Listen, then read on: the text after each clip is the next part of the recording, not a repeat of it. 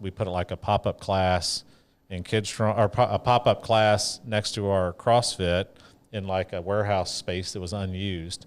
And we started with 25. This is very entrepreneur. There was nothing. We started with 25 kids based off an email that we just cold emailed people. And there was no running water. There was no bathrooms. There was no HVAC. It would not pass any inspection in any country. Serious. The liability electrical. How old are these kids? Oh, 2. Hey, here's your marketing. Hey, bring your kid to this abandoned warehouse in the back. That's basically what it was. When you see the van with no windows, just come on inside. I mean, you parked by a dumpster. Parents stay outside. Parents, you'd leave. You parked by a dumpster and you walked up a service ramp. Yeah. Wow. It was back of the warehouse. So we didn't get the front. Again, just to orient us, what year are we talking here now? It's got to be, Megan's going to kill me. 14, 15? Like 15, 16. Okay. So we met 7 years ago. Because we 16, met 17. at 16. I had just gotten done playing. 15 probably. And I remember you showed me some videos of this. Yeah, and like it was rough. They had to put, those gymnastics mats that like fold up or whatever. Like they had to put those up against the walls. Keep It's all bricks. So the kids all would brick. cut Run into the themselves wall. on exposed metal.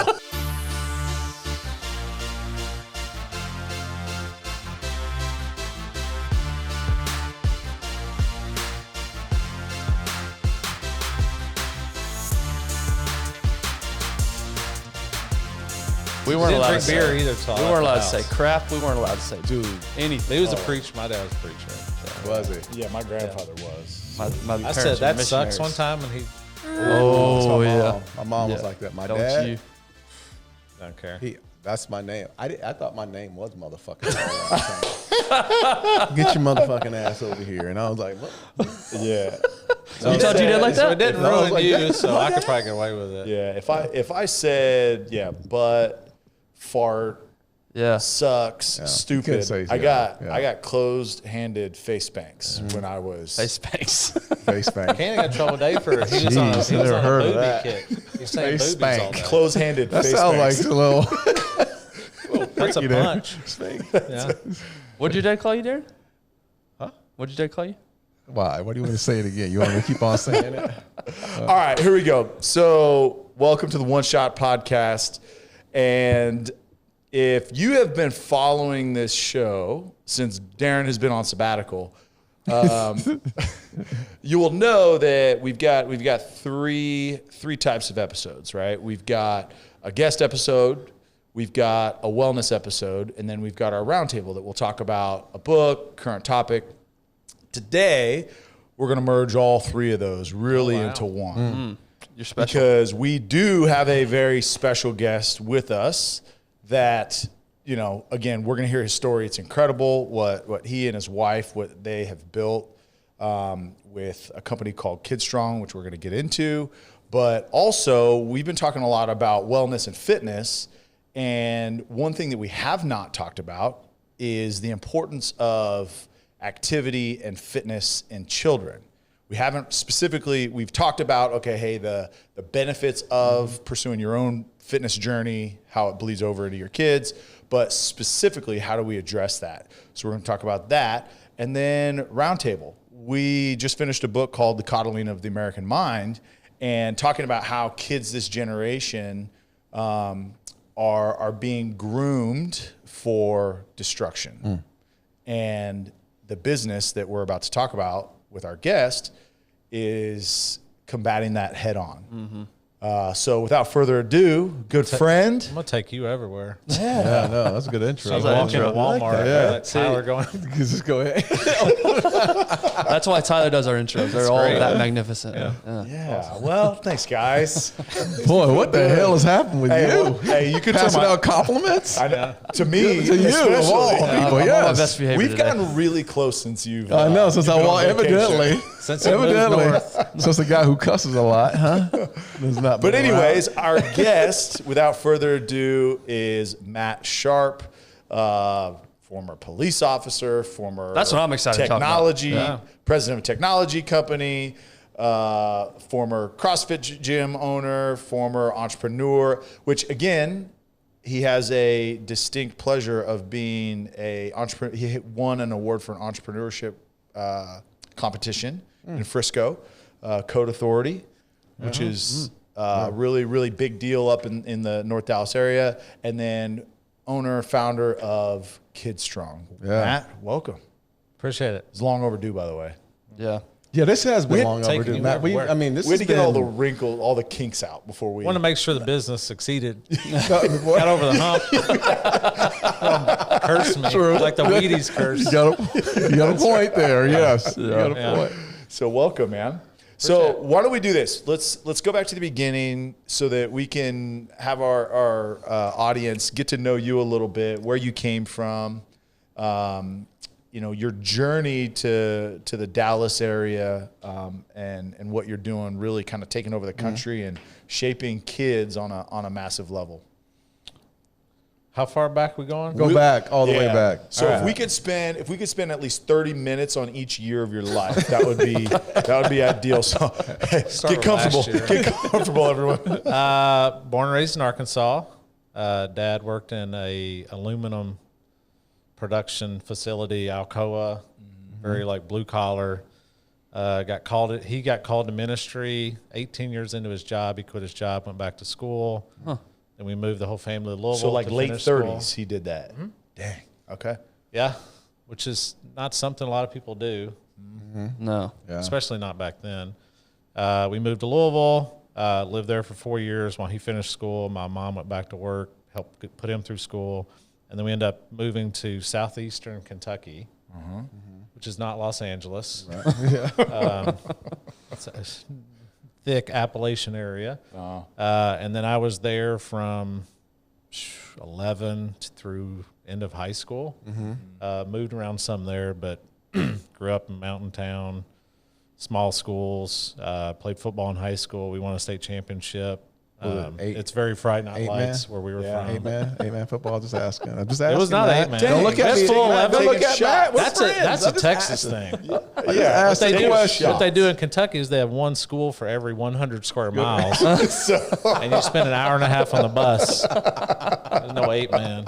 One school serves 13 counties. Yes. But that kind of got me started on the entrepreneurial journey because I was doing stuff in high school on the side. And What was your hustle? What was your hustle in high school? Art, Art. Murals, On the walls Yep. or okay. do like graffiti? artwork for. Yeah.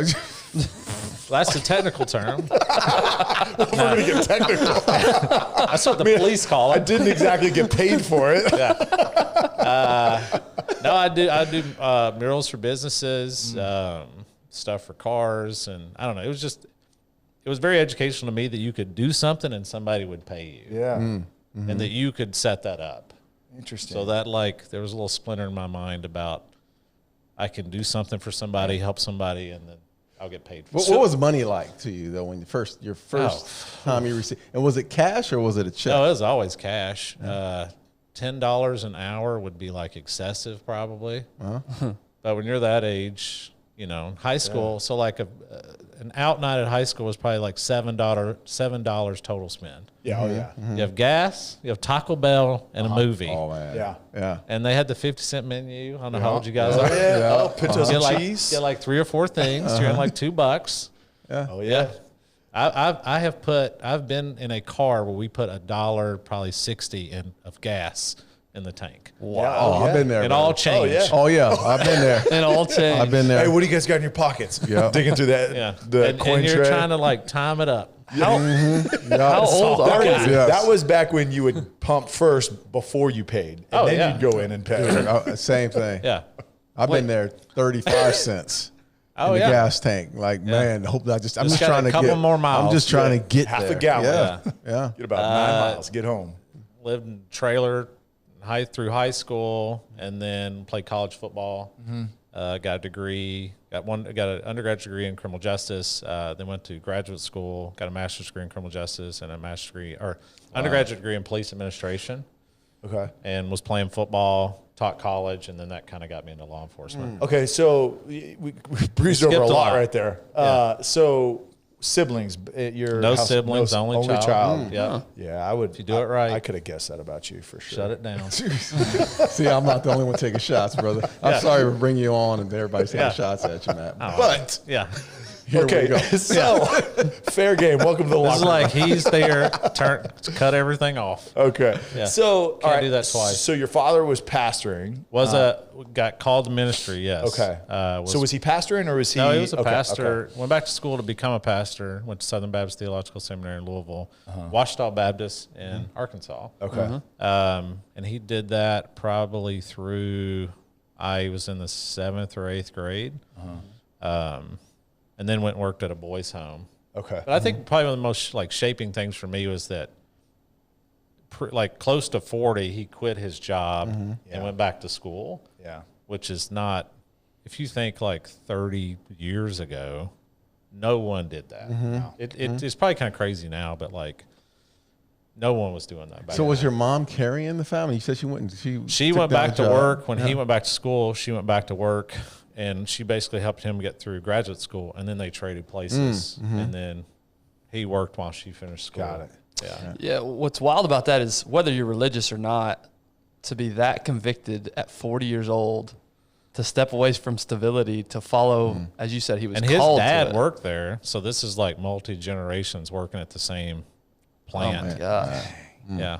But I'm sure everybody thought it was crazy. Yeah. But I bet. think about that, right? So we, especially in this generation, we're so consumed with like comfort and making sure our family's taken care of, and your dad felt led to do something that he thought, obviously, and was significant, right? It was something that he had to take his family, and we think, okay, I'm hey, sure everyone thought he was crazy. yeah. And he left probably a steady income, Yeah. and then went and took a chance, and like, I mean, again, I'm Well, saying imagine this going like, back to school at 40. right.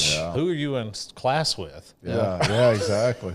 You know, the They hero. think, they think you're crazy too. Yeah. Exactly. But the hero in all this is your mom. Yeah. She bought into this. She did.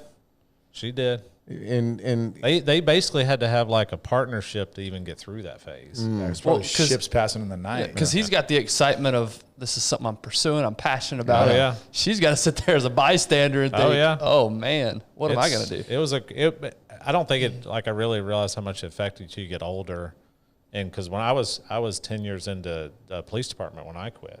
Yeah. And no Yeah. one does that. Yeah. But I think there's probably some of that I'd went through that when I was younger that kind of affected me. So you went to school also played football. So Played talk us football. through kind of that journey going from, a state championship high school team in a small town to college football.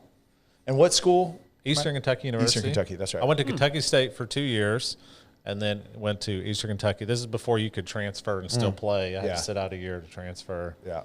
These kids these days. Transfer portal. Get paid to transfer. what position did you Gosh. play? Receiver. Wait, wow. Oh, nice. Yeah. So that's why I would have locked your ass. That's the reason why we're always together, Yeah, Max. yeah. I'm in your damn pockets all the time, bro. You would have been there. I'm in your for sure. pockets all the time. Yeah.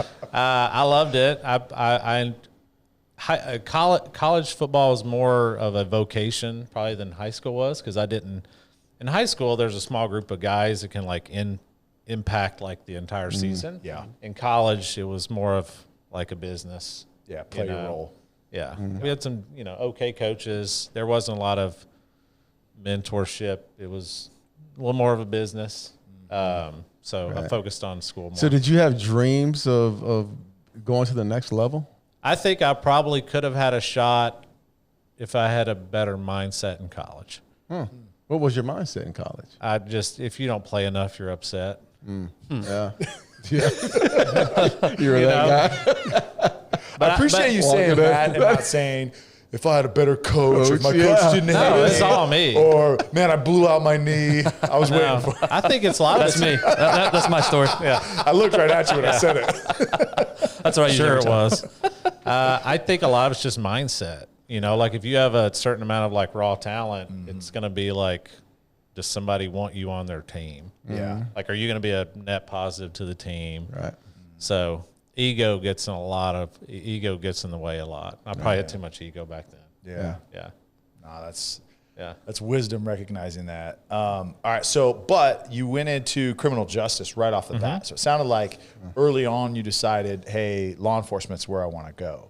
So walk us through why. Yeah, it was like the closest thing to team sports I could find. Okay. And I wanted to do something that was kind of action packed.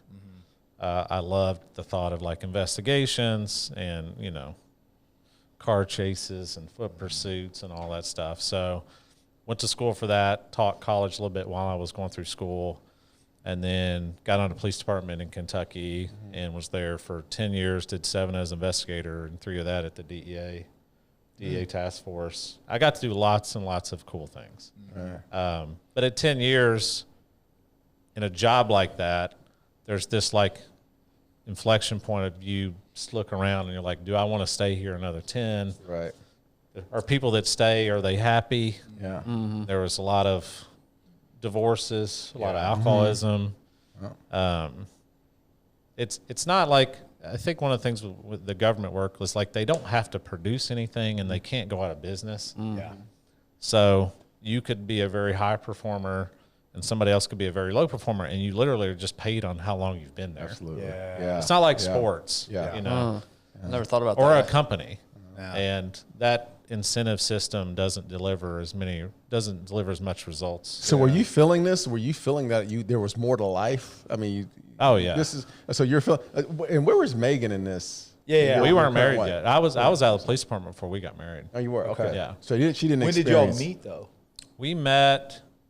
We were friends for a few years when I was still in policing. Okay. But I was out when she made the move. I'm just messing with you. Hey, She I'm made just messing. She's not here. I think you're the only one that made the first move on our wives here. Yeah.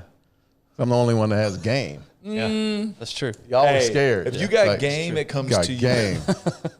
No, you saying. got game. Just saying. No, you guys fell out. I've got zero game. I'll admit that. Thank you. So, hey Ben, maybe you want to grab dinner sometime? If that's what you want. Well, sure.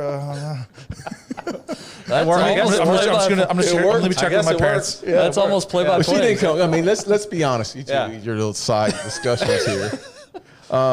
So what was it? Let's go back to Megan because I want to we hear met. this. We met at CrossFit. So me and a business partner own a CrossFit in Kentucky. Okay, CrossFit Maximus. sorry. Let me go back. Yeah. So police officer. Yeah. You decided you didn't want to. So when I was there, I had just had the entrepreneurial bug. I was working on some patents on some police products, and you know sometimes just people get put in your life that just help you like find new direction. I was getting ready to open a CrossFit. Had gotten the entrepreneurial bug. Found CrossFit super early. This is before anybody. This is when it was just like crazy people. What year are we talking here? 08. Okay. Yep. Yeah. That's when I Early. Yep. Yeah, when it was just the crazy people. Well, we tell that story. One guy I know, he was one of the early adopters. Yeah. He would do squats and then he'd go run a 400 meter Yeah. sprint. And I thought that was These the things were wildest not- thing I've ever seen. This was not normal back then. No. But I fell in love with it and decided to go open one, and was getting ready to open one, and then met a guy, Lincoln Brown, who's a business partner. Still a partner. Still a partner. And best friend. And he was helping one that was getting ready to go under. I was getting ready to open one, and then just somebody who knew both of us connected us. And Lincoln's hyper entrepreneurial, business background, and I was always entrepreneurial, but I never had like this like somebody to push me or just that didn't think I was crazy. Because if you're really entrepreneurial and you work in like a blue collar world, everyone thinks you're crazy. Yeah. So you end up like the madness of the crowd. Especially, in a sector that, like you said, encourages complacency. Yeah. Right? Like, well, what are you doing? Like, slow down. Like, relax. Like, Or you're just going to go hard and retire. Yeah. Yeah. But it's not like you make more. It's not like you're building something. Did you say your plan was to stay a cop and do the CrossFit gym, or were you leaving? We started the CrossFit while I was still, I was at the DEA then, when we basically combined and helped start one or refurbish one. And we grew it to really big, 600 plus members. Dang. Wow. But I think we were probably one of the first that like put rails on a CrossFit, because a lot of times they're just very mom and pop. Off the rails. Yeah, so we put like some really basic business stuff around it, and just during that process, just fell in love with like building something, because it was like something that was doing poorly, and then you like do an analysis on it, and you're like, let's put a plan together, and then it does well, and it's just like this is kind of cool. Right. How did you know to have the plan? Was it natural for you? Were you a big studier? How did you know what path to pursue? I think some of it's just, most people know, well, you kind of start to know what good looks like. And then if you don't see it, then you just say something. And eventually you're like, if I was in charge, we would change all this stuff. And if you can get a couple people like that and the instinct's right, you start to steer things in the right direction. But a lot of it's just raw, just let's try this. That doesn't work. No, let's try this. But one of the things that CrossFit suffered from was it was just back then, it was very like mom and pop. And if I like branding and logos and really clear themes. So it's like, let's get some like colors that match. Let's get like a font. Let's make a new logo. And when all that stuff started to happen, I think people they respect brands that do that a lot more. And that plus some basic business. And they had a really good core team there too. Right. It was just poorly ran. Yeah. How much does CrossFit HQ at the time, how much were they involved? None. Yeah. They're still not involved. You were just basically doing the methodology of CrossFit. It's a licensing agreement, if you guys are familiar with that, but it's basically like you get the name. Gotcha. Yeah. That's why, like, when KidStrong started to take off, we went down the franchising path. You just have so much more control. Right.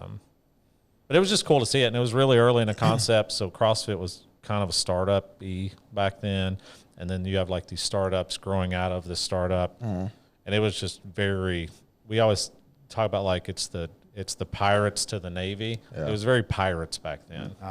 And I'm curious to know about the transition though, because you're a cop for 10 years, right? So I quit that to go work at a tech company. So which doesn't make any sense. So it wasn't from being a cop to CrossFit. No, because CrossFits don't make a lot of money. Guys, just bear with us. We got a lot of layers to this onion. Goodness Lord. There's a lot of layers to the onion. So we did that. We did that together. We became really good friends. Okay, so you're a cop and then you go to a tech company, correct? But he's building CrossFit. So we built me and Lincoln get together and basically build this business together. Right. So Lincoln was in charge of it's like a development fund or a development company who would look for concepts and then try to like spin them up. So we just really enjoyed working together on that. Right. And then he started a company that eventually was called Cosley, in which we created these online games that donate to charity. So you could build a school in the game. This is when Farmville was really big. Yeah. You could build a school in the game, and then we actually built a school on the ground in Haiti, like through the money. Okay. So we were featured on Ellen, Justin Bieber before he was like peeing in garbage cans and stuff. It was like a thing, and I was consulting on that while being a cop, and I just wanted to do that. Right. I was really pulled to that, but I also, at 10 years in, you kind of have to do this like self-assessment of like, what are the next 10 going to look like? Right. And I had already done all the stuff you see on TV. I'd gotten all that stuff out of my system. It's cool, and then it's like, it's not as cool. So did you feel like you and I'm curious because of the transitions. I mean, a lot of us in our lives have to make different transitions. Yeah. Some of us won't make it. Some of us don't make the transition because they're afraid of what's next to come. So it was very scary. So what was the last day? Give me the last day on the job. It was pretty funny because, well, I can tell you the day that made me want to do it. So I was part of robbery homicide back in that day, and you just see like lots of bad stuff. And you can see like if you go through that for 20 years, you can understand like the drinking and the divorces. And if you have this adrenaline dump for 10 hours and you go home, you don't want to talk to your wife or kids, and just the toll it takes. So the last thing I worked was there was a girl who was 18 who snuck into her stepfather's apartment and killed herself on his couch. He worked third shift, and he came home and found her. And I had seen like hundreds of those at that point. And you just start to realize like, it's probably not good to be looking at this stuff or dealing with stuff all the time. All you deal with is like the bottom 5% of people, and then the bottom 5% of like bad things that happen. They don't call you and be like, hey, we're having a party. You guys want to come over and hang out? It's like somebody is getting beat up or like somebody stole something. So there was like, I could see like the toll that was going to take probably on my life. And I saw the toll it took on a lot of guys I work with. Right. And there's some really awesome, smart guys that do that. But, and I'm sure it's like professional sports. You just, at some point you form that as your identity and you don't think you can do anything else. Right. Yeah. Or if you give that up, then I'm nobody. And I never want to get to the point where if I'm not a police officer, like I don't know who I am. Right. Because I identify as a football player all through college. What do? You play football. Like they'd ask your name and you'd be like, well, but I play football. Right. Yeah. And then it was policing. And I think it gets into dangerous territory if that becomes like your identity. Right. Yeah. So, But I was pulled heavily to the entrepreneurship stuff. Okay, I so- love building stuff. retirement in law enforcement, 20 years. you got to get to 20. So that's why you keep mentioning Yeah. 20. So at that point, it's like, all right. You leave a lot of money on the table if you leave early. Yeah. Okay. Yeah. Okay. So you see, that horrible incident, and you're like, enough is enough. I've got this opportunity. That's what I want to be all Well, it in. wasn't even I had it. I kind of like talked them into taking me. Okay. Okay. Please. Well, no one says like, let's go to the police department And start recruiting for the job fair presidents for the of- tech company. That's a good point. But I had consulted, and there's just a different mentality around like startups, especially if you get like good people involved. And it's like, let's build this thing. There are no rules. We have to make this thing work. And policing is just very different. Yeah. Now, investigations were kind of like that because something would happen, and there was really kind of you just had to figure out what happened. Yeah. Right. And I love that part. I just hated working for the government. Yeah. I love the work. I just hated working for the government. Yeah. And See that. yeah, so there's a leap there so that you don't just get more Yeah. where you can't leap. But all in the background, still building the CrossFit gym. The CrossFit gym was being built in the background. Okay. Yeah. So But that was my first like experience of building a business. Got it. Everything before that was just like make something, sell it, or do some service and sell Yeah. it. But it wasn't like a business. right. Yeah. Right. Okay. I had no idea what I was doing. No clue. So you go over to Cosley. How many people were with the company at this point? Less than 10, Less maybe than- okay. 5. Okay. Yeah. So walk us through that journey there. That was very messy. There were lots of ups and downs there. We ended up coming up with a concept that took off called Sweat Angels, Yep. where we worked with lots of businesses for check-ins. I was a founder of one of those. Yeah. So that was, I think, the way probably how we we got got connected connected. through Zan. Yeah. Because that TV show I did was sponsored by Orange Theory, and We they worked were with a lot of using- Orange They were Theory. using Sweat Angels. Yeah. So there was lots of ups and downs. It was very messy, some great successes. And then we got KidStrong was formed in there somewhere, but Yep. that tech company went through several evolutions. Okay. Just as startups do. Okay. Yeah. So all in that time, you meet Megan, who She meets me. She met you, that approached you. She's not asked here. you on a date. She can't defend herself. She can't tell the real story. She was like coming through the camera. Yeah. So sounds like you met her at the gym. Met her at the gym. Okay. Yep. We were friends for a few years before. Okay. So that really helped. Yeah. Yeah. It does. Then you don't have to talk. I don't so think much she about your would've- past. It's Oh, just yeah, like she's we went over this. We were Yeah. friends. Remember? She, Just move on. I don't think she would have done well if I was in policing. Yeah, Yeah. I can see that. Yeah. I can see that. All right, so you're running the CrossFit, running Cosley. In the back of one of your gyms, talk us through. Yeah. Someone asking about. Well, I guess it starts with your firstborn. Yeah. Well- So Megan was a kindergarten PE teacher, and we had Ella. And when Ella was 15 months old, Megan was like terrified that Ella was going to be like the kids she saw in kindergarten.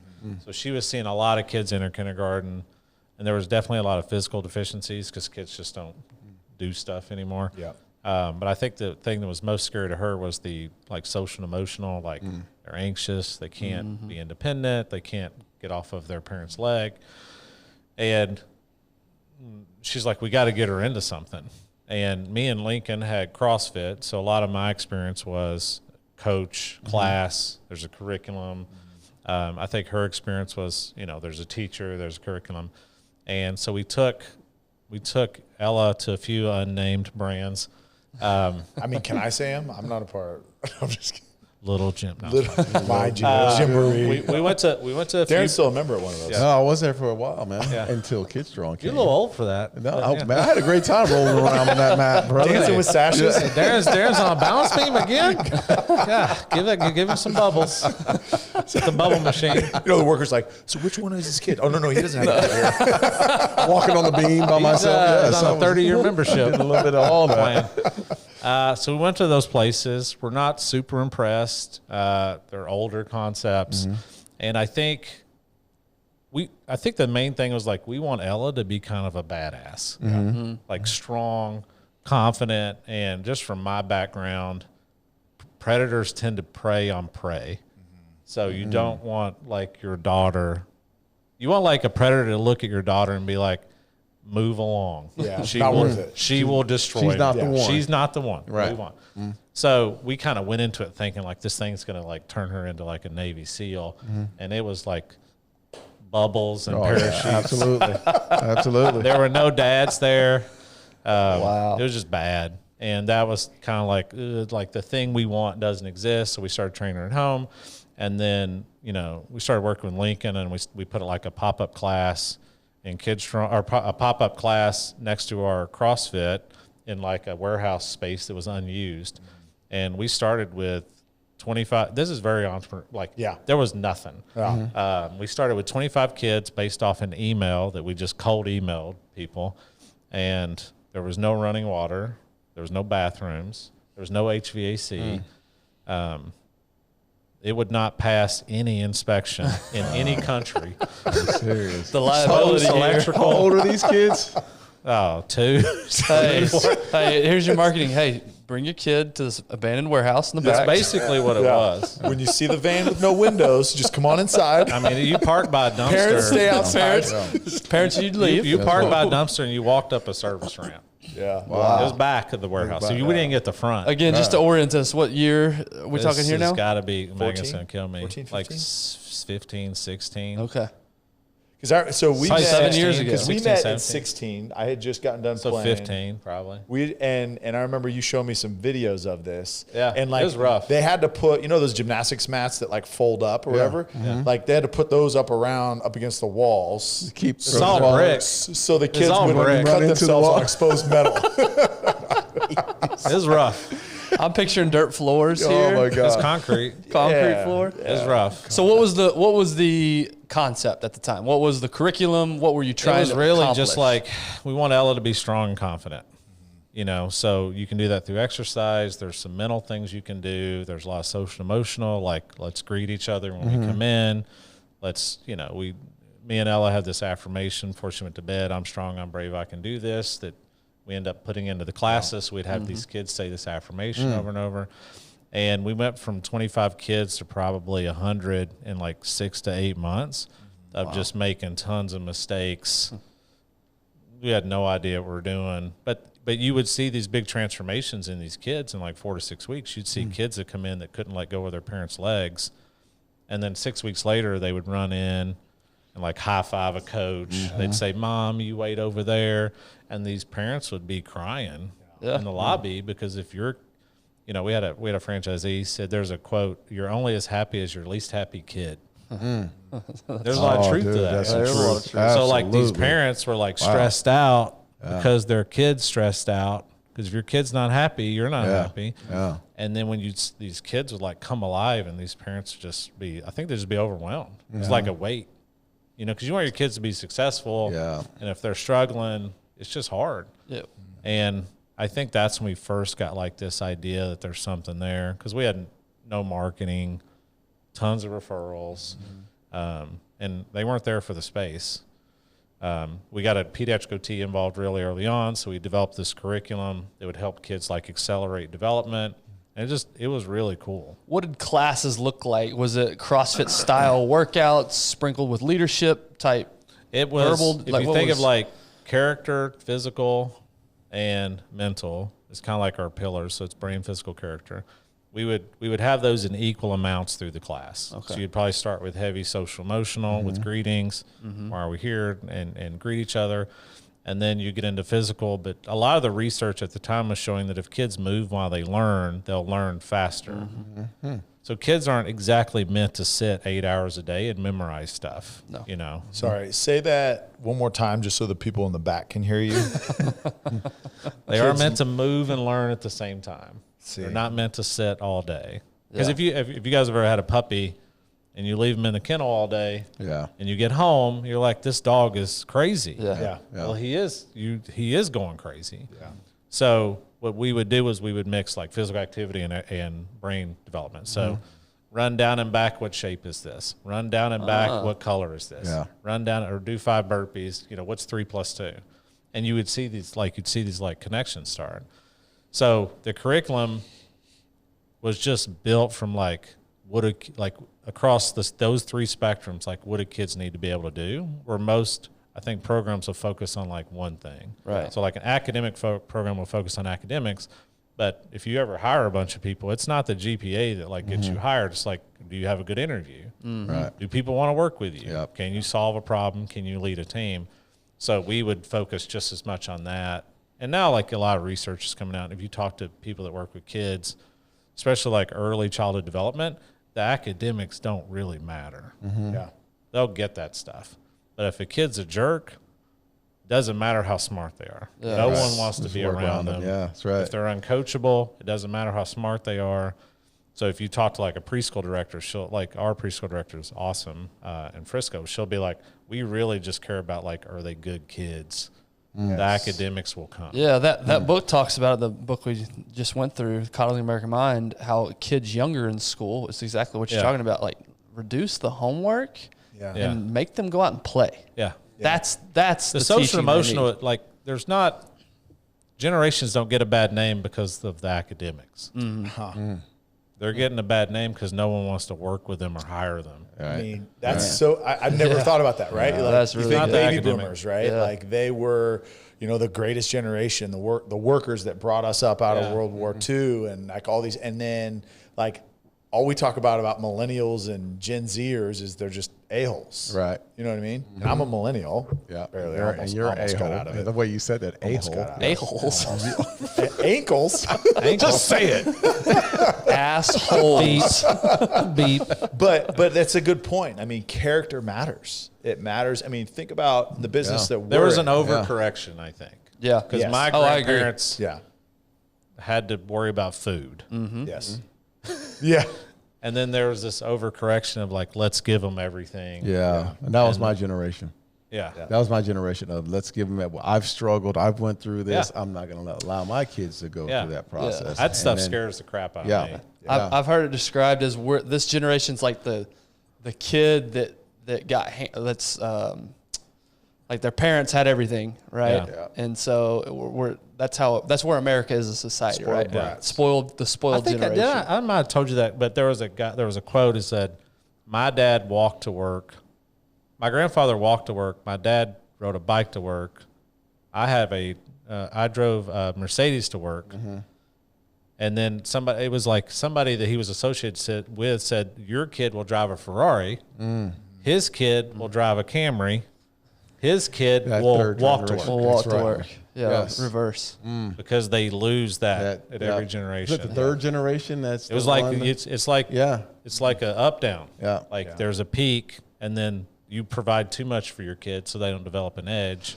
Yeah. So how do their kids don't develop an edge, and then you have to cycle back around. So where's that balance? And not to derail too much from your but where's the balance, right? Because you want to provide for your kids. Yeah. You want to give them a better life than you had, but you don't want to spoil them rotten either. I think parents have good intentions, but I think at the end of the day, and this is what we kind of try to do through the curriculum, when you drop your kid off for school, they need their own sword and shield. You can't fight for them anymore. That's really good. So when they go out in the playground and somebody makes fun of them, they need to have their own. If they need to, they have to do that. And that's, and you're talking not just the physical, you're talking about the It's mental all aspect. mental. That's right. It's all mental. Right. Yeah. Right before Ella went into kindergarten, it was just really cool because she's been in the program forever. And she's just very social. She's kind of on a different planet. she's how old now? I mean, a savage is really the only way. She's to kind of a describe savage. her. She plays football. She's jujitsu. How old is she now? But she's like, But yeah, like she's like the cutest little blonde you want girl. to beat you up or what? She's an animal. She's running around the neighborhood with a weight vest I on. love, and- and it's been a while, so I can't imagine how good she is now. But I remember She's I a saw a beast. video of her armbarring some boy and just like destroying this kid. wow. But then she'll like put her makeup. It's She's got a great God bless her. mix. She has a of- great balance. Yeah. But, you know, like the day before kindergarten's a big deal, like to go into kindergarten. And I remember we were sitting somewhere eating the day before kindergarten. And, you know, kids just like get these, she's like, oh, kindergarten. We're talking about kindergarten tomorrow. Are you ready? Are you like nervous? And she just like stopped eating for a second. She's like, you know, not everybody in kindergarten's going to like me. But I don't care. A lot of people do like me. And she just went back to eating. And it was just like, it was like a great moment for us as parents to be like, she's going to be okay. She's gonna be okay. She's gonna make it. Yeah. And Ella's kind of extra. Yeah. So there's some people are going to make fun of her. And, you know, I don't want her to care. Yeah. It's not like I don't. Say that again. Say that. You don't want her to what? I don't want her to care what people think. Yeah. I just want her to be secure and like, I'm me. You know, it's funny. So like when they go into kindergarten, I don't know if your kids do this, but they pick houses. Did y'all do that? So like, it's like, if you get seen like Harry Potter, the sorting. Yeah. Yeah. So in her school, they do like the sorting thing where you're like green or yellow or purple, and they all have different names. So Ella's kind of extra. So she was purple. So on Fridays, they can wear their colors to school. So Ella doesn't just like wear a ribbon. She's like purple shirt, purple summer hair, purple foo-foo, purple socks. And I remember we dropped her off for school, and there was a girl who's probably like 3 or 4 years older for her. That just, when Ella was walking, this girl just looked like she was disgusted with Ella. And Ella just like bumped her and didn't even notice. And like Kept she just going, like huh? walked through this girl. Right. And it was just like, yeah, she's going to be fine. You know, I don't want her to conform. Right. I want her to be super secure in Well, the whatever statistics she are is. statistics are scary especially with girls right now. Preteen suicide attempt rate's the highest it's ever been. Yeah. Bullying online for girls is like through the roof. Boys use the internet differently. Girls use it for bullying, and if you look at the stats, like girls use it for bullying, boys use it for porn and video games. Right. But like girls, like they're gonna get hit hard, Yeah. and if you do something wrong and it's recorded, it ain't like when we grew up. If you tripped in the lunchroom, like now it's like on repeat. Oh yeah. Oh yeah. Over Absolutely. If somebody and over. catches that. Right. So it's just rough. So the only thing you can do is like, you got to get them ready to fight their own dragons, man. You got to like make them tough, and you got the Rocky montage. Yeah. Send them out, because you ain't there. You're just not there with them. You're not there with them on the playground. You're not there at school. And So practically speaking, what kind of conversations y'all having at home with Ella? Like, how are you getting this through to her? well, a lot of this training happens early with, if you can make them physically strong, they're just more confident. And they also just need lots of reps. So KidStrong starts public speaking at 3. And a lot of people think that's early. But like our daughter, Evie, she might get up in front of the class and say, I'm Evie, and my favorite ice cream is chocolate. And everyone's like, yay, Evie. Right. But it's a rep. Yeah. Right. And she'll go through it. She'll be like, you know what? Place didn't burn down. I'm fine. This is not so bad. So Evie, when Evie hits kindergarten, she has 50 reps of being in front of the class. So when she goes to kindergarten and the teacher's like, does anybody want to come up? She's like, Right. I'll go. I don't care. What's going to happen? I have like so many reps. Yes. So there's just like these reps of like, order your own food. Can you ride a bike yet? Can you tie your own shoes? Can you, if adult says hi to you, like these things are just all reps that add up. Like, I can do life. Yeah. And if they can do life, and if, especially with females, if they're strong, they're just more confident. For sure. Like Ella can just beat people up. So she's just like, whatever. Like, I don't care what you say to me, because I know the physical outcome. So it's like I don't have to. I don't have to be It's just a affected by it. different, you know, it's just a different mentality, you know. Yeah. You're just more confident. Like when you were playing the NFL, if you went against a high school kid, you wouldn't be like nervous. Yeah, right? yeah, You're like, yeah. I can do this all day. Yeah. Whatever. Yeah. That's how she is. That's how you want to get them that way with life, whether it's school or it's the playground, class, like whatever. Is it? And speaking of KidStrong, is it getting the child or is it getting the parents? It's both. Yeah, that's good. Yeah. So we have like 3 pillars, and one of them is basically like everything we do is built for parents. So like the clothing, the brand, the logo, the feel, the look, the music. Talk through the clothing, because I thought this was interesting. Like you mentioned at like those previous kids play places, you're like, no dad's there. So no dad is going to wear a maybe. If somebody does, I apologize. But like, no dad is wearing like a little gym T-shirt to the gym. Darren's like, yeah. But that's your jersey though. That's your uniform. Though. You have to wear them to classes. He's like, my son doesn't have one. I have one. I think one of the things that was when I went through like the evolution of CrossFit, like apparel is a really big deal. Yeah.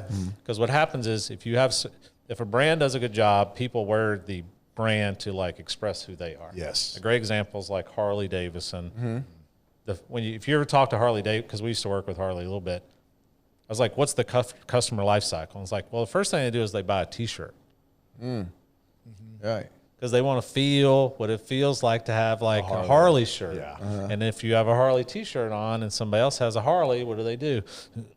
That's right. Connect. Yeah. So, Yeah. We're in the same group. So CrossFit got to benefit from a lot of that because if you were crazy enough to do this, you would wear the shirt and you'd wear the same shirt over and over, holes in it, because you wanted somebody else to be like, I do that. That's interesting though, that like CrossFit would say, hey, we're gonna market T-shirts, or we're gonna use apparel, but we actually prohibit wearing Don't T-shirts. wear T-shirts. Prohibit wearing T-shirts when you're working out. This is the first time I've seen you in a T-shirt. See, we met 3 years before I started CrossFit. Yeah, he had pants on though. It was a way for it, like tribal things. They wrap around language and like gear, and it was just kind of cool to see that. So our CrossFit did really well with apparel because we would get really good fabrics, and we would design stuff that we knew people would like. Yeah.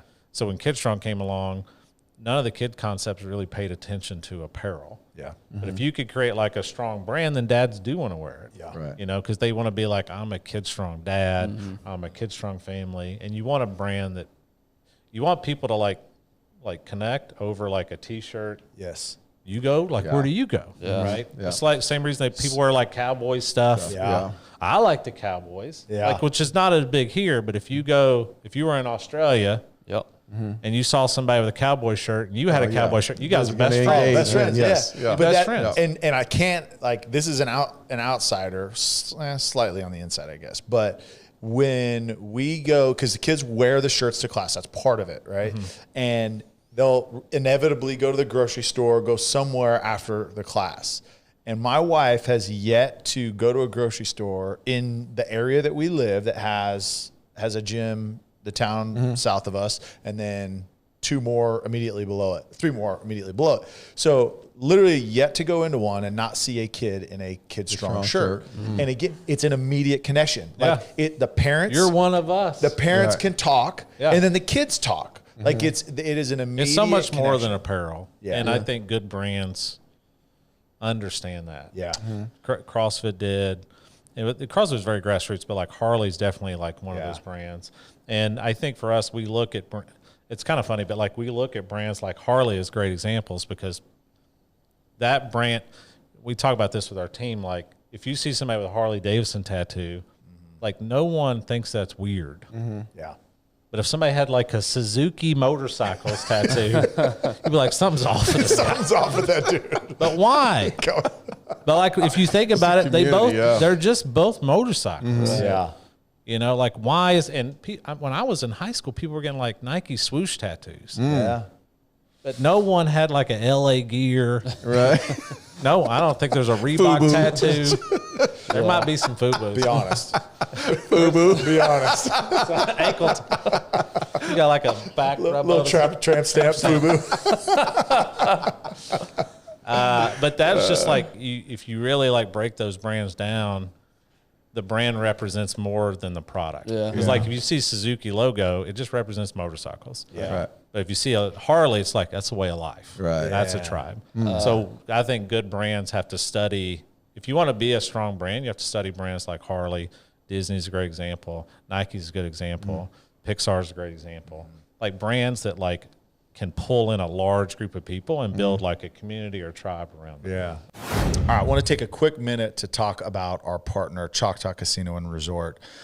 We are really, really humbled and grateful to be a partner for them. If you've listened to this show for any amount of time, you've heard how great the resort is there, how great the casino is, the new expansion. They've doubled in size, 3,000 new slots. They've got unbelievable sports bar. They've got unbelievable restaurants, unbelievable movie theaters, arcades for kids. It is endless, the things that they've not only improved but added. But it's just the experience that they provide is second to none. Choctaw Nation has done an incredible job with the community, with philanthropy, with support. They have just done incredible things. So we are extremely humbled and grateful to partner with Choctaw Casino and Resort. Make sure, I know you know it, but it's just a short drive up 75. Go check them out. And now back to the episode. I love it. Yeah. So let's talk through evolution of KidStrong. So you're in a gym, and it was actually another name at the time. It was Skills for Kids at the time because we couldn't afford the name KidStrong. Yeah. We always wanted that name, but we just couldn't afford it. Yeah, the domain. People squat on domains. Oh, gotcha. So there was no businesses with that name, but there was a guy overseas that was squatting on it. I think like a little evil dude on a keyboard. Yeah, right. That bought up a bunch of names. Yeah. So we ended up getting it and transitioning before we came to Dallas. Right. So talk us through that because that was a pivotal moment in your family's life, but in KidStrong, the organization's life. So we had a thing that was semi-working at the CrossFit, and we got connected with a guy in North Dallas who was helping all the Orange Theories here. And he was just very adamant that KidStrong would work really well in Dallas. He's like, there's so many families here. You guys got to come down. And I'd never heard of Frisco. I'd heard of Dallas, but like the TV show, I heard of Darren. Yeah. Big. What'd you gonna call me? What were you about to say? I said, I'm a big fan. I said, big fan. Do you have a nickname that's big something? Well. Okay. Well. I'm trying to set you up. That's just what I call it. So, I mean, it was Zan, to his credit, he called us like every week and was like, you got to bring this thing to Dallas. Yeah. Or he would say Frisco. You got to bring Frisco. Yeah. And just eventually we came down on a visit, and there were kids everywhere, way more than when we were at. And, I mean, long story short, it's kind of a crazy story, but end up going home. Our tech company got acquired. My business partner, Lincoln, put in some seed money. We were going to start something there. And then the goal was to open one in Frisco, stay here for 2 months, and then move back home. And then I think you were showing us the space. Yeah. The old CrossFit Frisco. space. Yeah. So in the span of 45 minutes, we went from that plan to we're going to sign a lease. We're going to live here. We called our real estate agent, told him to put our house up for sale. We called a real estate agent here, told him to find us a rental. And within 48 hours, we had put a deposit down on a rental place here. Wow. Our house was for sale. We found a preschool. We flew home. Our house sold like 9 days later. We had to, I had an old Jeep I sold. We had a lease we turned in early.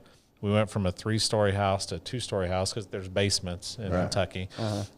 We donated all of half the furniture to this refugee family that come over from church. And we were here like, I don't know, 10 days. It was crazy. It made no sense on paper. Other than all the kids, what did you see that flipped your life just like that? And Megan was really supportive of this. I mean, I gotta give her credit. She was like, we should just move.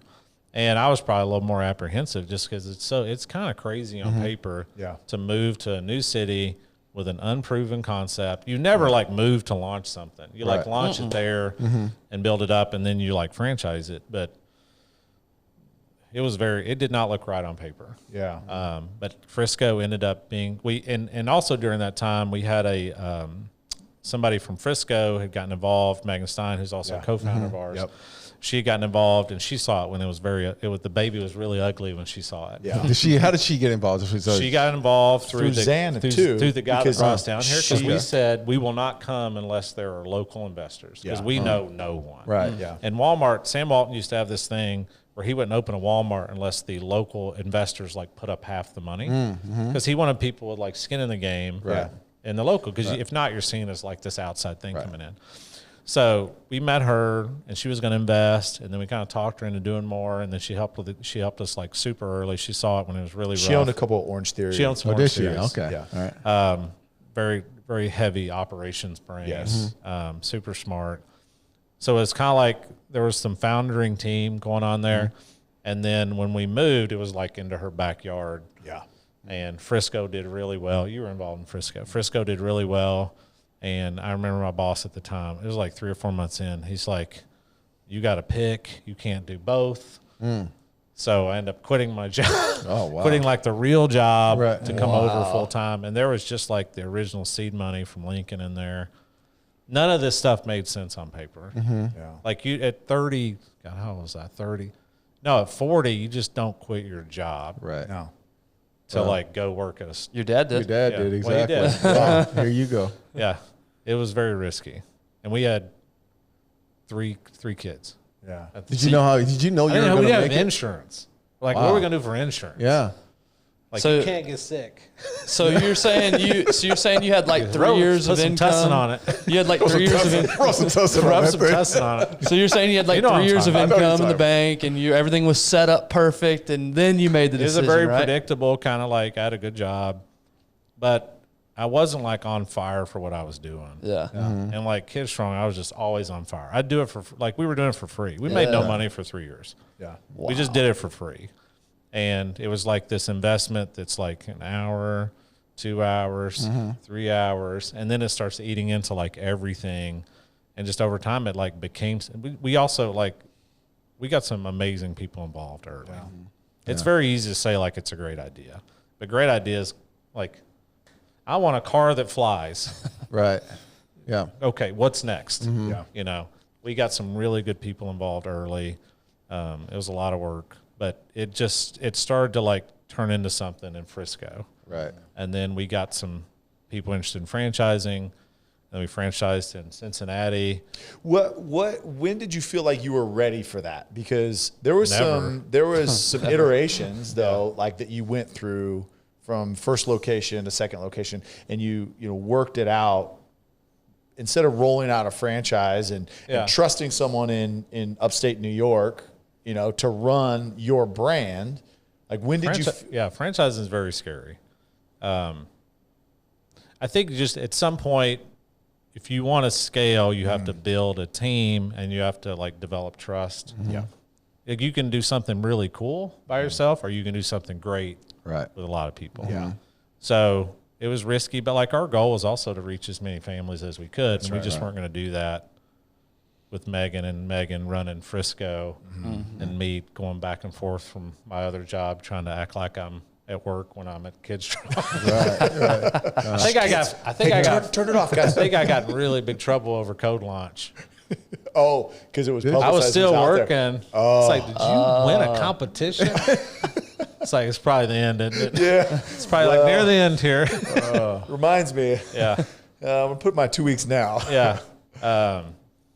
But it was like a prayer back then. Yeah. I mean, it was a lot of risk, but we just had so much, and I think it is risky, but I think also like you kind of overestimate the risk sometimes. Yeah. And that's what keeps you from doing stuff. Because at the end of the day, because I talk to people that are thinking about doing entrepreneurship all the time.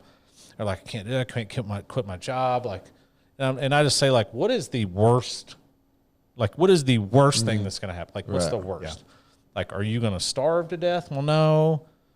You might have to live with my parents, or like I was like, maybe if this doesn't work out, you just get another job. Right. And you're in the same spot you were. So it felt very, very risky, but I'm sure I could have Did it? gotten I mean, another job. honestly, did it feel that risky? Because look, the feedback. I remember the first day Tyler came in and told me about KidStrong, Yeah. and I thought, that's a hell. I mean, in 3 minutes, I was like, that's a hell of a concept, because I was that guy that was going to the little gym and dropping my son off. And it was rough. Going to the little Starbucks down the street and say, okay, I got 30 minutes and I'll come back. You know, it was a daycare for me, basically, right? So I hear it the first time. How many people, when you told them, let's be honest, the first time you told them about the concept of KidStrong, how many of those, specifically parents, said, oh, it's not a good idea? You had to have some confidence coming into this. I think parents loved it. I think a lot of the crab mentality you're going to get is from people that are either not really shouldn't be in your circle, or probably shouldn't be giving you advice. That's where you're going to get a lot of that's not going to work. You know, you do need to have friends that are honest with you. Absolutely, yeah. If you're like, I'm going to quit my job and we're going to start a rock band, somebody needs to walk you through that. Right. You know, but we had a lot of really smart people involved, and it was like, in Lincoln especially, is like, here's the risk, but here's the money. This is how much we have, and these things have to happen, or this thing is not going to work. But if it doesn't work, then we'll have to figure something else out. And there's just a little bit of a leap that has to happen. You know, but parents got it. They did, yes. Yeah, but business guys, not as much. So you're always going to go against the current. Anytime you start something, you're automatically going against the current, because the current is just get a job. Right. Yeah. So you're automatically going across that. So you're not going to have a lot of. I remember me and Megan, we would do like small groups at church. We always struggled with small groups because they were always filled with people that work 40 hours a week and were just waiting for retirement, and they just wanted to watch like sports on the weekends. Right. And you know, if somebody's like, I hate my job, I'm like, sweet, you should quit and like start a business. They're like, you are in the wrong group. Like we just never connected with that. Right. You know? Right. So I think you got to get a really strong circle around you. Yeah. So like Lincoln was a really good one for me because he had been in business for a long time. My wife had no business experience. I was very entrepreneurial, but like it had just, I'd had a few startups, but nothing like that could scale to this, I think. Yeah. A question we get a lot is people, you know, that talk about passion a lot more, you know, and chasing what you're passionate about. And so a question we get a lot is, how do you know when to make that transition from what you're doing that you don't really love into something that you love more? Passion's dangerous too. Yeah. So talk through that element for you, because you said you were in a job that you didn't really burn for. Yeah. But this KidStrong thing is something. So how did you balance those two during that time? I think the thing that helped us is we did it for free till it was something. And sometimes young whippersnappers will be like, I want to quit my job and start this business. Well, why don't you just like test it? Yeah. Like, what's the minimum viable test for it? Like, instead of quitting and selling 10 things, like, could you sell one thing to one person? And sometimes you can take, and I think Gary Vee talks a lot about this too. Like, if you do 8 hours at work, there's still a lot of hours in there where you could like spin something up. And if you take 2 hours a day for like 6 months, you can kind of get a company off the ground, or at least test it and get data. And then it's not as risky. It's a calculated risk. Yeah. I think strategic risk is way better. I've heard it like described as like, if you've got a rectangle on its side, right? And you start at the top left corner and you draw a diagonal line down to the other corner. Your current job, that triangle that's there, represents the amount of time as you go on a linear path, right? The amount of time you spend in your current job versus your startup, right? And as the time grows, your current job shrinks and your startup continues to grow. And so until company gets sold and you win code launch, and then you're at the bottom of the triangle. You can go to KidStrong. Yes. And I think you can also set up like milestones. Yeah. You know, when your side gig makes $1,000 a month, then you spend 2 more hours on it. And then at some point there is this like, I got to like leap. Right. There is like this uncertainty of I'm leaving this thing that's for sure with this thing where I'm in control of it. But I think if you're built that way, it's hard to like do anything else. Yeah. You know, it's just like, it's like the thing that like puts you on fire. And if you're not doing that, you feel like you're just not doing what you should be doing. And I've always had this argument of, I still am. I'm still a firm believer that you're kind of built this way. Like you kind of. I think of you. You are. It needs to be water. It needs to be like fed. Yeah, it does. Yeah. You got to have a mentor, like some people around you. Yeah. But you're off. Yeah, you're not saying. You're weird. Yep. Yeah. When I was in high school, I had like quotes in my locker because like there was nobody mentoring us. You know, it was a Wild West when I grew up. But I always like thought there could be something bigger, or like I could do something big with my life. So I'd have these like quotes up in my locker from like just great people, and everyone thought it was crazy. Yep. And you just built like you kind of like play like everyone else. Yeah. But you're not really. You just think about different stuff. You're worried about different stuff. Yeah. And if you can if entrepreneurial is that thing, if you can get around people, and I was lucky with like Lincoln.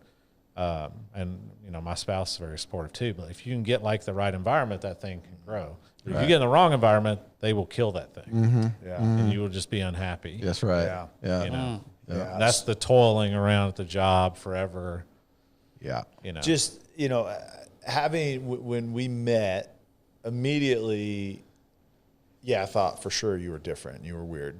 No doubt super about strange. that. Super strange. fit, so fit. So fit. But I mean, there's no doubt, right? Like there was something different about him because he did come in with the passion that you were talking about, right? Like there was no doubt he was on fire for this. And I think it was obviously stoked by what he was doing with his own daughter, right? And he saw the results and then ultimately saw it with the kids in the gym. It didn't start with a business plan. No, it literally, right? As you describe, it's like, I did this for my daughter. We did it for Ella. You saw a problem and you attacked that problem. Just build, and then you get heat. You got to build a team. Yeah. Which put a fork in that idea about what you did for your daughter, because I want to come back to that from a parenting perspective. But then there was a plan, like you talked about. So you sat in our living room with Zan. I remember it was just like 2016, before you'd moved, and Zan was like literally like rallying the team to like sell Frisco. Like he was like, he helped round everybody up. Mode. Oh yeah. And so I just remember though, but like there was plans, right? And there was execution and there was strategy and there was things there. So yeah, you can go into something with passion, but you know. And that was not my strength back then. It was like, we can go to the moon. Let's do that today. Right. Yes. Right. Yeah. We don't have a ship. We'll build it on the way. Yeah. And you have to like balance that out. Yeah. And there has to be enough of you have to have a low enough ego to be like, you got to have some real stuff. Yeah, like but there was some of that mixed into KidStrong because you had to start. Like you had to start it. Yeah. And you had to take the risk and figure it out, right? Like you literally from location 1 to 2, they doubled the size of the facility because they're like, it's not as profitable as it could be because we just can't get as many kids. Right. Like you learn those things. Yeah. But had you started bigger, you wouldn't have really figured that out. You wouldn't have known. That was kind of one of the things that, and so, but what's again, the lightest investment? Yes. What's the lightest amount of time to test something? Yeah. How can we find a building in Frisco that's literally half the price of every other building in Frisco? Had you all over the place. Great real estate agent. I'll be like, I don't know what you guys want me to find. Like, I don't know. I always said was 6,000 feet for free. Is this one on Main Street? That one? First by and the rail Main. yard. Yeah. Yeah. That's Yeah, I can remember the first time we went. We had was it a birthday party? It was Luca's birthday party. Appreciate the invite, bro. And he had Tyler had talked about KidStrong, and he had me sold on KidStrong, and I was like, oh, okay. So we go to the birthday I thought you were party. walking in a cowboy fit. Yeah. We walk into this KidStrong in Frisco, and I'm like, this is it? Basically. It was small, man. They're moving things around and trying to create what's some room. crazy though, right, is we've done birthday parties at the My Gyms, the Little Gyms, all that, right? But KidStrong gets kids stoked about it. Every single kid that has ever been is like, that's the best. I want my birthday party there. That's right. And you literally convince these kids to go exercise for an hour. You got to mix the and vegetables they're all in. Yes, all in. I'll personally attest. My 4-year, or he's 5 now. He had his 5-year-old birthday party at the Prosper. Oh yeah. KidStrong. None of the kids that were there had ever been KidStrong before. That's cool. Every single parent after was asking, what is this? What is this place? Yeah. No, they were just blown away because you had great instructors there. It wasn't your coaches. typical Yeah. experience. But talk to us today. Like where are you today as far as KidStrong? Because there's so many things that come along with not just the product. There's a lot more product to what you're doing nowadays. It's there's a lot of layers. Yeah. We have 40 open. We're trying to open 60 more this year, 150-ish next year, and try to keep that kind of moving. But it's just and we have this thing internally, every 6 months, it's a different company.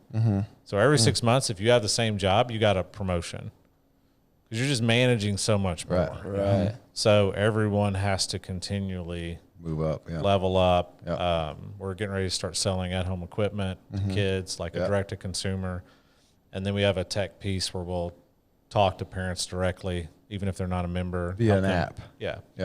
Like parent coaching, stuff they can do for their kids, how to get my kids this first pull-up, stuff like that. Yeah, lots of cool stuff going on, but it's very busy. And that's the technology piece of it is really, really cool because, like you said, there's only 40 right now in the U.S., so not everybody has access to this. If there was 1,000, you would hit 5% of the market. See, That's unbelievable. isn't that crazy? Yeah, it's unbelievable. There's just so many people that don't live near one, or priced out, or the 95% of the market is not brick and mortar. And here's what I'll say is every single parent needs this. Every single kid needs this. And I'm not saying this because like this is close to me and my family. It is close to me and my family because the impact that it's made on my kids and on us as parents. I mean, there's so many things. It makes me a better dad. Yeah. So I want to kind of go to that. Let's go to the parenting. You've been around kids now for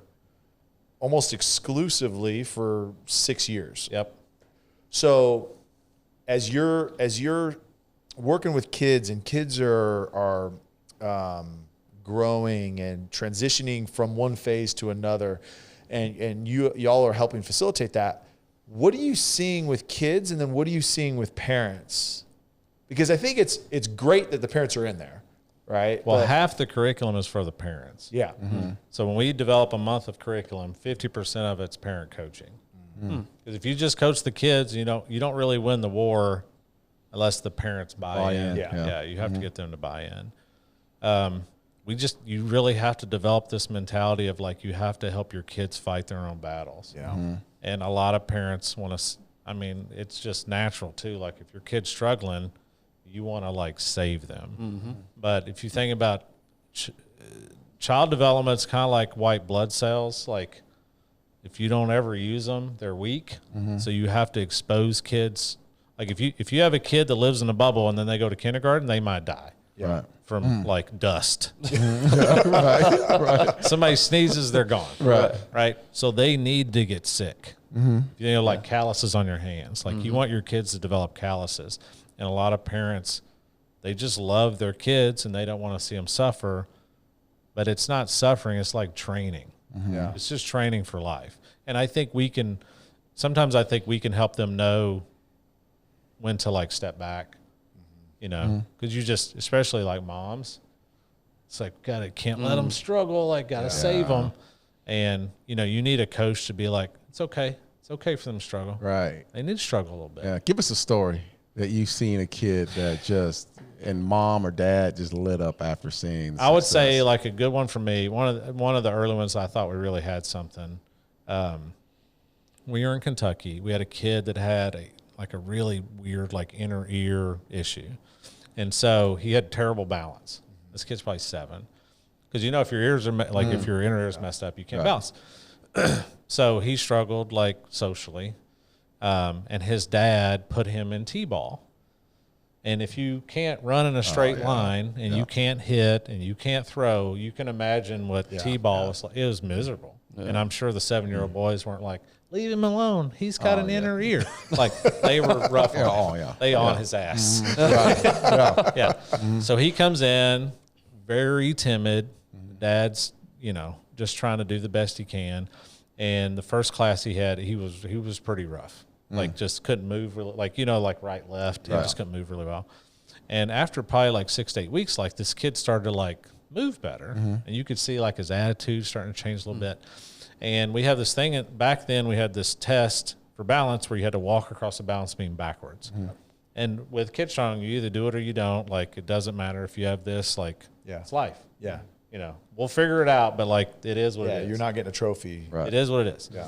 So the whole class does it. Everybody's cheering, like, and then he does it and he falls. He does it, he falls. He does it, he falls. And he's just really struggling with it because, like, he just struggles with balance. Like, it's really hard for him. And I remember, like, we stayed after class and we, like, a bunch of tries, but he never really got it. And I was like, okay, like, maybe you can work on it. We'll come back and try it next week. His dad called his dad called Megan that night and said, what are the dimensions of the balance beam? My dad, his grandfather, is going to build him a balance beam to practice at home. And I was like, it's a 2x4 from Lowe's, spray painted gray. This is really intricate design. We didn't get this thing at like Dick's Sporting Goods. Right. This was not like legal equipment back then. Quote unquote legal. Yeah. I think we hid the screw heads. Just pounded them in. So he tells him this. His grandfather builds one. He practiced on it all week, and the next week he runs in. He's like, hey, I want to try the test. And so we set it up, and the first time he makes it across, and you would have thought this kid won like a gold medal at the Olympics. And his dad was like just overwhelmed. I was like, okay, we got something. Yeah. And it was like one of those times where, like, but that dad didn't know what to do, so he put him in T-ball. And that kid would have crashed and burned in sports because he just didn't have a foundation. Yeah, and that's the key. You got to have a foundation. Yes, and then like those things take care of themselves. That kid might not ever play baseball, but who cares? If he can physically move well and he's confident, he will at least enjoy physical activity, and maybe he does find a sport. Yeah, but I'm not saying like without KidStrong, but like if T-ball would have been his only interaction with physical activity or team sports, that kid's playing video games till he dies. He'll never do that stuff. Why would you? It's miserable. And it's crazy. That's one story. And like, I'm not exaggerating. Like, I have heard dozens, just in this area, dozens and dozens. It's just never me the hearing. physical stuff either. No, and it's all confidence. It is all all confidence. It is all the kids. Like there's parents. There's a story of a little girl that really just like had a ton of just confidence issues. Like, wouldn't look anybody in the eye, struggled around socially with their friends. I mean, it was a really hard situation. 6 weeks, 8 weeks going to KidStrong. And again, it took some time. It took some building up. And the coaches do a phenomenal job of encouraging, but then also holding accountable too. Like, that's one of the things that I think as parents we struggle with is like, well, if you fail, it's okay. I'll just do it for you. Or we quit. Or we quit. A Or we lot just of move on to parents the will next quit. thing. Yeah. And so this girl, and she wouldn't, it was almost, I think it's like she wouldn't even talk. She was inaudible. Yes. Yeah. And then gets up 6-8 weeks later, has the confidence, gets up and actually speaks in front. And like, same deal, parents, Her bawling, parents was like bawling. And I mean, these stories happen over and over and over and over. It's never the physical stuff. No. But none of the testimonials about the physical stuff's cool, but it's always about confidence. Confidence is the end goal. Yes. Right. The physical stuff's just how you get there. What I love about this is the problem of suicide and depression and lack of confidence. It's such a massive problem. 80% of kids right now are treated for depression. 78%. Right. And so you look at that and you're like, what can we do? We're paralyzed by that. What do we even do? But what you're actually taking action on this. And that's what I love about KidStrong is that you are doing your part to help this next generation. Yeah. And that is so, I mean, we all need to rally around that. And as parents, right, it's not address it at 15 when they're going through That's it. right. Right? No. It starts at the beginning. Like, I didn't know that when we first got into it, but like That's two, one of the- 2 to 8, really like 2 to 6 is like 90% of brain development. Yeah. For kids. Yeah. So like there's just this key window, and another one, like one of our franchisees had a quote. I forget where he was from, but he said, where I'm from, there's a quote: if you show me a boy at 7, I show you the man. Yeah. Oh wow. I was like, oh, that's kind of accurate. Yes. That's something. So there's a lot of formation that happens there, and it's not that you can't undo it. It's just there's a lot of groundwork done in the brain, personality that's formed, during that. I want to take a quick break and thank our partners, Sleep Number, and highlight a couple things they're doing. Guys, these Sleep Number beds are unreal. The technology that they've created, the feedback that it gives you on your sleep. I've got the app opened up right here. They tell you things like your heart rate variability, your breathing rate, all these type metrics and feedback to give you so that you can improve your quality of sleep. They're all over the place. You can go and check yourself out, a Sleep Number store, wherever you live. Go to sleepnumber.com as well. They've got great resources on there. We just talked about this not too long ago. They have a whole blog section, all these articles, things that you can improve your health. Sleep Number is definitely changing the game when it comes to bedding. So get yourself to Sleep Number, get yourself to sleepnumber.com and check them out. Now back to the episode. How much of it has to do with the parents? I know you said 50% is the parent, but I'm talking about their actions half. at home. Like the parents embody this physical activity and this confidence. How important is that at home? Parents can be the biggest ally or the biggest kind of hindrance to a child's progress.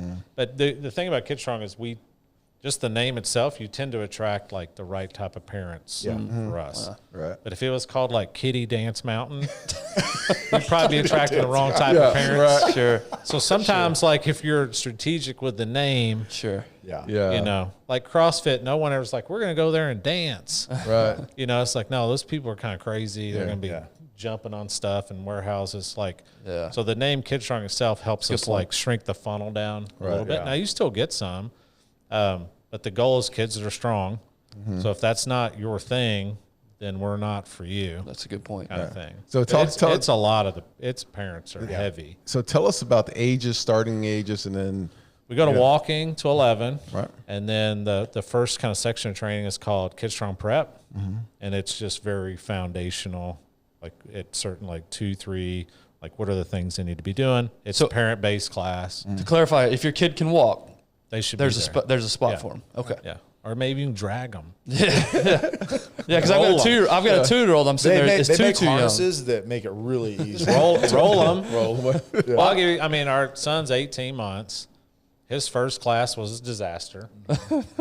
And his second class was awesome. I'm just thinking about my 2-year-old. There's no way he would listen, but maybe after one twist, he would. It's just introducing structure. Like Twins did it at 18 months. You don't want them in there like, right. Yes, like that is not going to happen. But the thing that we struggle with the most is when parents hit difficulty with kids, their default is to quit. Yeah. It's not for us. Yeah. And you have to really like change the mindset. Like the first time your child tried to walk and they fell, Right. you'd be like, walking's not for us. Right. We're done. Yeah. Their mindset for that is like, no, we're going to do it until you walk. Right. Yeah. So you have to start to like shift parents to like, they need to do this until they're good at it. Right. It's not like there's no plan B.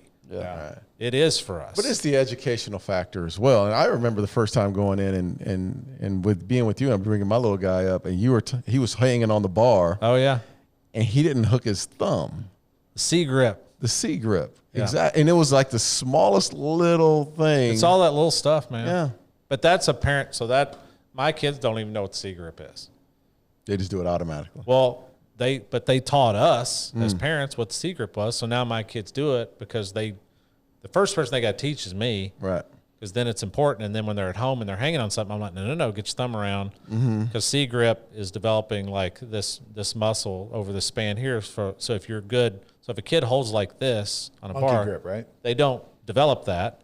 So when they go to write, they don't have good pinching, or they go to cut. So like these are all like kindergarten skills. Because if kids holding the crayon like this, it's probably because they haven't developed C grip. So these are things like pediatric OTs will say like they need to have strong C grips.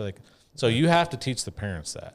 Right. So when you're in there, we're like, no, get his thumb around because you'll develop this because for handwriting. And then now you're probably like, get your thumb around. Yeah, he's doing it automatically. And now they'll do it automatically. That's right. Who on your team is staying up with the studies and the research? Like, are you consulting experts? Is that you? We have a programming team of child developmental experts, the pediatric OT, PT.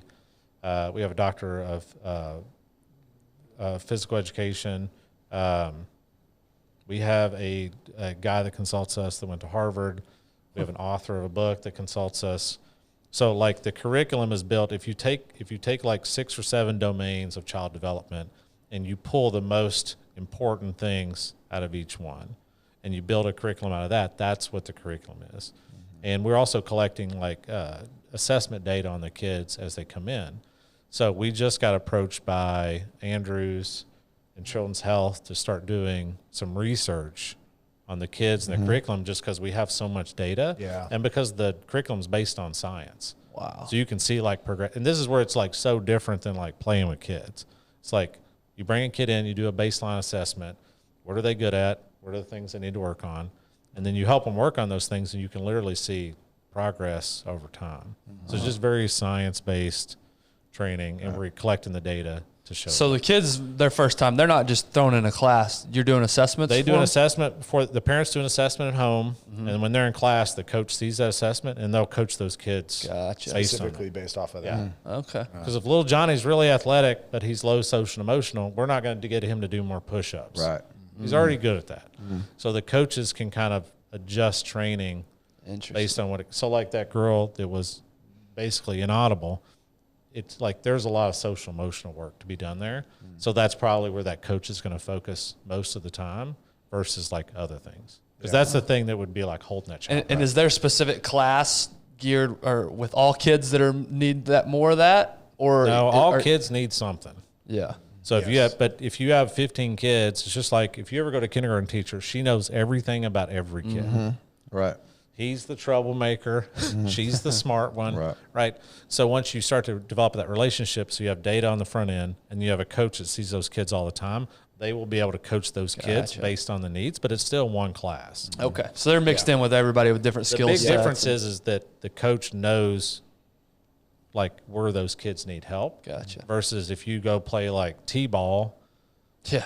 It's just everybody does the same thing. Yeah. And you might not know who's deficient in something, who's good at something. Right. But ours is just a little more science-based, and it just gives coaches the tools, to coach well. Man.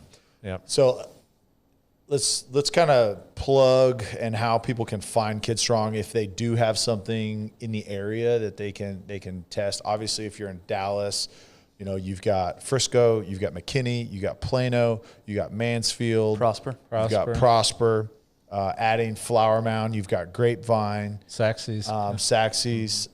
So coming up. You've got if you're in the Metroplex, you're likely within a 25-30 minute drive. Which sounds very worth it, by the way. Yes, I'm telling you. And again, I can't overestimate enough. I can't talk about it, how important this is as a parent, because parents watching this, there's things that we take and have now implemented into our everyday parenting that I learned from Matt and KidStrong. Like the kids ordering their own meal. Yeah. Like that's something small, but super small. Really big in child development. No, exactly. And then again, the shaking hands, like this is one of the things that like very beginning, this has been in the part of the program from the very beginning, is actual greetings. Nothing drives me crazier than a kid that like won't look you in the eye and say hello and shake your hand. That's one of the first things that they implemented in this program. But these are things that we learned. So parents, please just do a little research, dig into it. If you don't have something in the area, talk to them on how they can reach y'all. KidStrong.com. Yep. Very easy. All the stuff's there. Yep. So when's the app coming out? First version of the parent app is out now in Prosper, and then if you think about like a global app later this year. So if you don't have an actual gym close to you, you can do the app at home. Yeah. Training center. Sorry. You will be able to later this year. Gotcha. Yeah, you don't call a CrossFit gym a gym; it's a box. It's a box. It's a box. Oh. Yeah. Come on, bro. Like I don't call my biceps. I call them pythons. Gun show. Awesome. So KidStrong.com, and then as Matt mentioned, they're going to start selling some in-home equipment, so you can start doing these in-home. Awesome. And here's what I got to say is, home in Frisco and in Lexington, it was literally like they took one of their dining rooms and family rooms, and it was a KidStrong inside of it. In your last house, you did a bunch of filming and stuff inside your house, right? The one in Frisco, especially during COVID. Or the rental. Sorry, it was the rental house that you had the floors and all. You were doing a lot of the videos. Our house that we're just moving out of now, we converted the dining room into basically a KidStrong. Yes. So it had rock walls, Yeah. trapeze bars, Oh, that's awesome. monkey bars. It's not normal. But they're on it all the time. Yeah. And they just develop different skills. Yeah. So KidStrong.com, all those resources will be out. I do want to summarize and highlight just a couple things, and maybe you guys pipe in after this. Parents, your kids are watching you. Matt had a father that left a safe job in his 30s to go pursue something that was risky, was scary, economically maybe didn't make sense, but it was important to him. Because Matt saw that, and guess what? Matt survived. He may not have lived a life of luxury, but he survived. And what his dad and I think his parents were always like, oh, I want to give my kids a better life than me. Well, the time of their life that they spend with you is 18 to 20 max. Mm-hmm. So you telling me you want them to have a good 18 to 20 years and then a crappy 40 years after that because they haven't developed the skills? What are we showing our kids? So Matt survived that. And because he saw that, now Matt was able to take that same risk, leave a safe, well, not safe by any means, Safer. Stable job, a respected job, and then go create something now that I believe is really gonna help shape the future generations of kids. Because again, we talked about it, and I teased it when we came in, that it was, hey, the importance of physical activity for kids. Like, I hope you heard that and the importance of it in childhood development. But it's more than that. It's about the character. It's about confidence. It's about the physical strength. It's about the mental strength. It's about the collaboration. Yeah. It's all about teamwork, problem solving, all these things that KidStrong is teaching. That is what our younger generation needs. And in the book that we did a few weeks back, Coddling the American Mind, we identified a lot of those problems that we're having with kids and the trajectory that it's going. And like I said at the very beginning, what Matt and his family and team are doing is taking that head on and combating it. Yep. And then again, I just want to commend you as a dad. How many of us as dads said, I'm going to go create something for my kid? Like, whether it's something as small as like you just continuing to do the KidStrong type of curriculum just with your daughter, but that it was because he wanted to serve his daughter and prepare his daughter for life. That's the genesis of KidStrong. How many of us can say that we did that because of our kids? It's about, I want to have a good life. I want to drive a nice car. I want to have a good house. I want to make, I want people to want what I have. I mean, that's what we as parents are chasing. So again, I said this when we did the book. It's not a kid problem. It's a parent problem. Yeah. That we are looking at right now. A lot of our decisions are based on preventing regret more than anything. Yeah. If you study like hospice patients, it's never usually about money. It's about like, I wish I'd done more stuff with my kids, or I wish I'd done this career that I was scared to go do. So a lot of it's, preventing that. Yeah. Just strategically. Yeah. Yeah. And guess what? If you go and you avoid the regret and you are, passionately pursuing these things, and I say passionately loosely because, like Matt said, it can be dangerous. It can be a mirage sometimes. But if you are pursuing it with everything that you have, guess what? The byproduct of that is opportunity, success, right? And so again, you put yourself in position for it, for sure. At least, yes. Not saying it's a guarantee. Though I read a book, and the way he described it was, success is a bus that pulls up every now and then. And if you've done the work, you have a ticket. Yeah. And the door opens, and it's your choice whether or not to get on. And it might not come back, or it might. But if you've done the work, then you can get on, which other people might say is luck. Yeah. But you've put yourself in the right position. That's good. That's awesome. Yeah. That's awesome. So good. Let's end it on that one. Yeah. Love it.